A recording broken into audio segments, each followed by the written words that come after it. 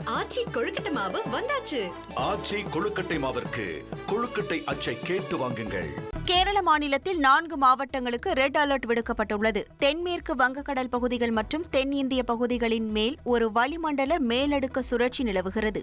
இதனால் கேரள மாநிலத்தில் எர்ணாகுளம், இடுக்கி, திருச்சூர், மலப்புரம் உள்ளிட்ட 4 மாவட்டங்களுக்கு ரெட் அலர்ட் விடுக்கப்பட்டுள்ளது. ஆலப்புழா, பாலக்காடு, வயநாடு, கோழிக்கோடு உள்ளிட்ட 8 மாவட்டங்களுக்கு ஆரஞ்ச் அலர்ட்டும், இதேபோல திருவனந்தபுரம், கொல்லம் ஆகிய மாவட்டங்களுக்கு மஞ்சள் அலர்ட் விடுக்கப்பட்டுள்ளது. கேரளா கடற்கரை பகுதிகளில் 60 கிலோமீட்டர் வேகத்தில் காற்று வீசவும் கடல் அரிப்பு ஏற்படவும் வாய்ப்புள்ளதாக கூறப்பட்டுள்ளது.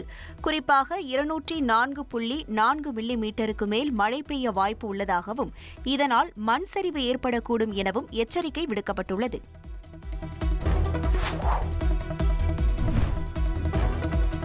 இந்தியா பிலிப்பைன்ஸ் இடையே நேரடி விமான சேவை தொடங்கும் என பிரதமர் மோடி தெரிவித்துள்ளார்.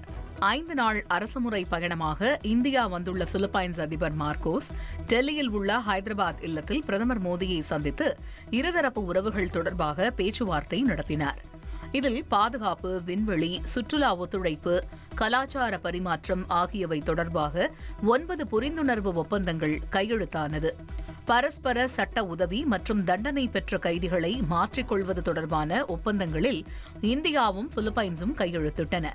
ராஜாங்க ரீதியிலான உறவு தொடங்கி 75 ஆண்டுகள் கடந்ததை குறிக்கும் விதமாக சிறப்பு தபால் தலையும் வெளியிடப்பட்டது. பின்னர் செய்தியாளர்களை சந்தித்த பிரதமர் மோடி, இந்தியா மற்றும் பிலிப்பின் தலைநகர் மணிலா இடையே இந்த ஆண்டு நேரடி விமான சேவை தொடங்கப்படும் என நம்பிக்கை தெரிவித்தார். பிலிப்பைன்ஸுக்கு விசா இல்லாமல் இந்தியர்கள் வரும் முடிவை வரவேற்ற பிரதமர் மோடி, பிலிப்பைன்ஸ் மக்களுக்கு இலவச விசா வழங்க முடிவெடுத்துள்ளதாக அறிவித்துள்ளார். ஆச்சி கொழுக்கட்டை மாவு வந்தாச்சு. ஆச்சி கொழுக்கட்டை மாவிற்கு கொழுக்கட்டை அச்சை கேட்டு வாங்குங்கள்.